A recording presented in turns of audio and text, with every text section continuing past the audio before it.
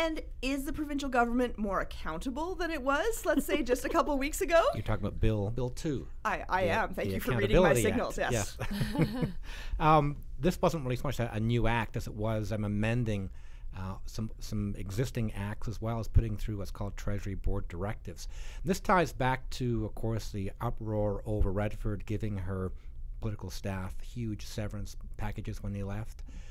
So this is going to put a lid on severance packages. We saw her chief of staff get $200,000, $300,000. These are the kind of levels they were paying these people for severance packages. There'll be a lid on that at 6 months' salary. They're also extending the cooling off period for people in government. When they quit government, they can't come back for a year now to lobby or work for lobbyists. 6 months before, now it's going to be 12 months. So this is a way for them to try and show they're being more ethical than Redford.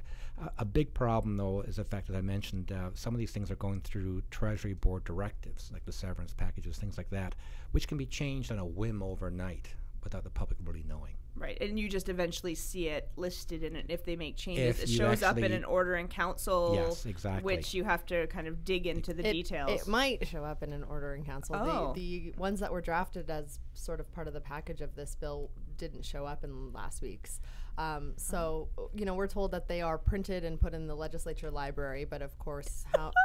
Yes, isn't that nice? Anyone who's gone through that process knows that it's not a simple matter of walking up and saying I want that. You have to know what you're looking for first of all. Yes. I think it's really interesting that Prentice ran on this whole accountability platform. I mean, we heard about it so much throughout his campaign, and they first of all took weeks and weeks to introduce the bill. We didn't really hear much about it during the session, and then it passed very quietly during an evening session last night after being debated over the course of 3 days, which is really the minimum number you could actually allot to get a bill through all of the processes. I thought it was just really interesting that something that we'd heard so much about throughout all of those months ended up being, a little footnote at the end of the session. Do you think it really matters, though, if these measures are passed in legislation or regulation? Maybe I'm just super cynical, but, I mean, it is like a supermajority government. They can change things in legislation as they want anyways and force that through.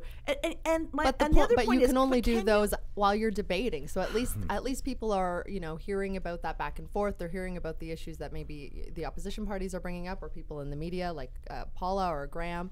But when you're talking about regulations, those are cabinet decisions. Part of me also thinks, because we saw the Redford regime come in, didn't they pass an accountability act, and they promised the most transparency, most accountability, yes. and we didn't see that play out. Didn't work out very well for them. We saw people finding other ways to work around the rules, right? So we thought we were seeing all the receipts. We weren't seeing all the receipts. We saw that only until when the Auditor General reported back did we find out that no, things weren't as transparent as we want, even though that technically people were following the rules. I would like to say that the invisible people that they booked on the plane were entirely transparent. Yes.